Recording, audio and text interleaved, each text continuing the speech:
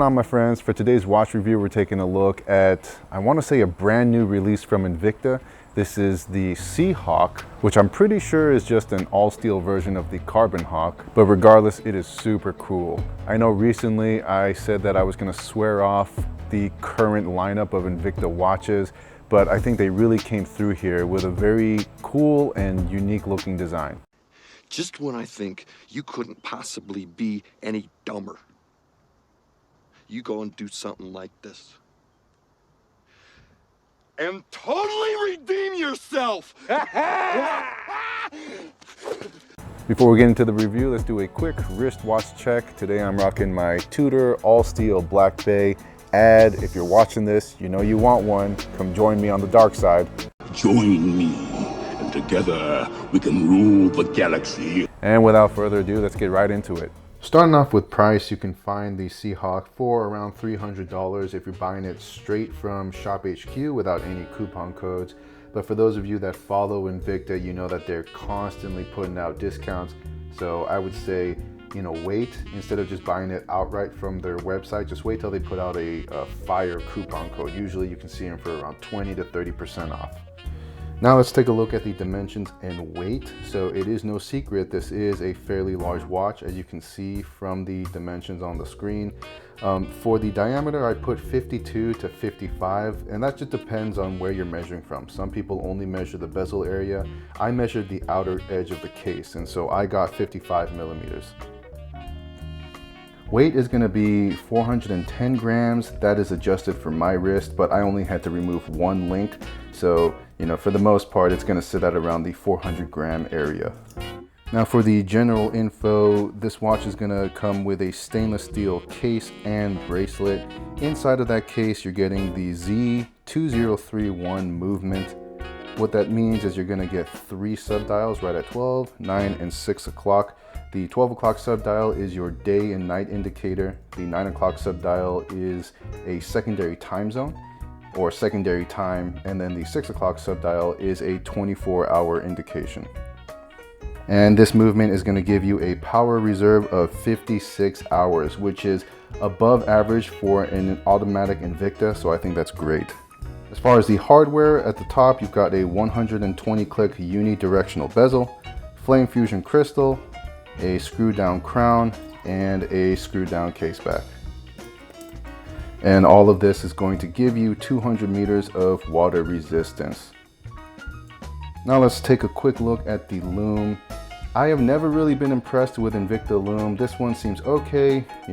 That's definitely not the reason why you're buying this watch, but it is there, it is applied, and I think it looks decent enough.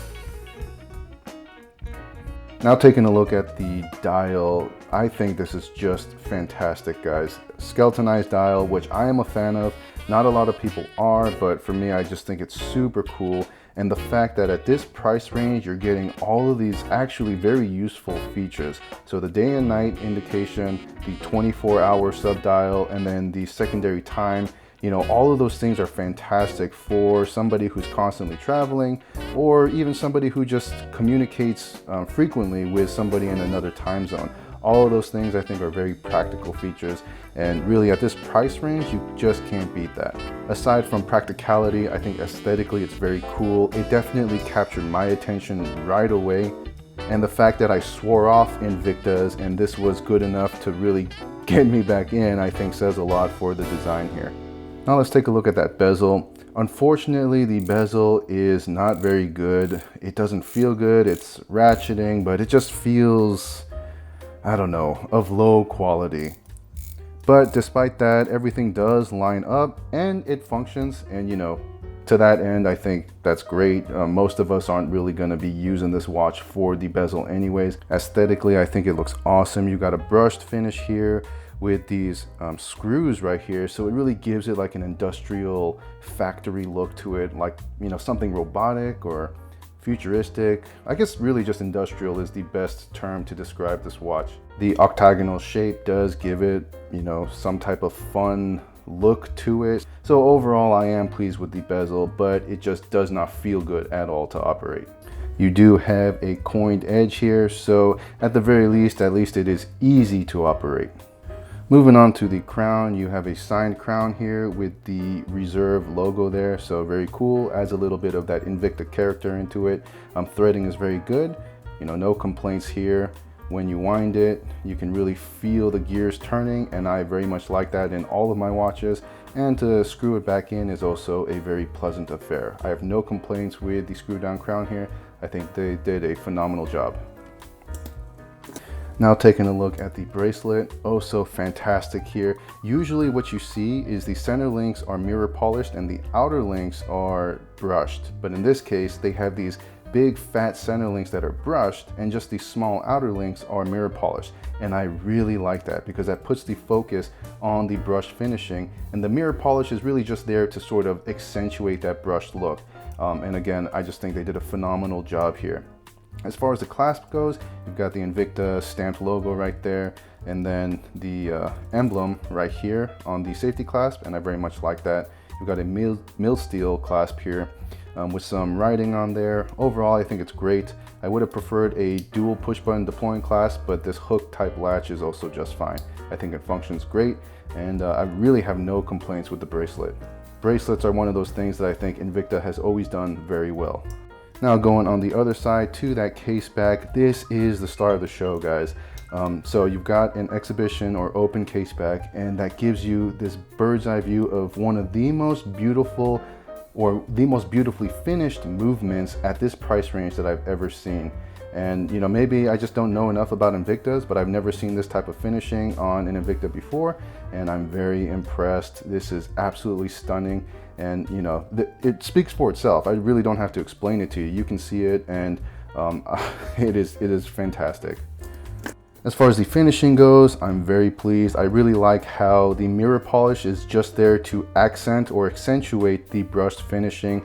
I really like how the focus is a brushed finish. There is some mirror polish here on the sides. I might end up removing that and swapping it out for a brushed finish, but overall right now I'm very pleased with it.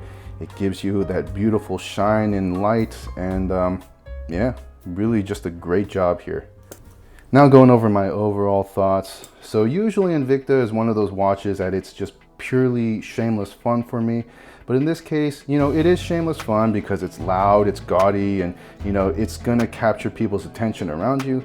But functionally, you've got these fantastic subdials that are very useful. And I'm very impressed with what you're getting at this overall price point. My only gripe with this watch is the bezel action. It's not there. It's not good. Some of you who are, you know, sort of blind to Invicta, you're gonna tell me like, oh no, it's great, you know, you're just being too nitpicky, but I don't know what to tell you. I'm just not a fan of the bezel action. But other than that, everything else about the watch is a 10 out of 10. And if you like Invicta, and if you like large watches, then I definitely wholeheartedly recommend this watch for you. I have not been impressed with any of their other releases, but this one gets my stamp of approval. Whatever that means to you, if it means nothing, oh well. But you know, if you take my recommendations, then I definitely recommend getting this one over all of the other ones in their catalog. But that's all I gotta say for now. I hope you enjoyed this review. I always enjoy making them. Feel free to join any of my social media groups. They're all in the description below. All of you are more than welcome to join. And I'll be so glad to have you join my community. And other than that, I'll catch you guys in the next review. Bye.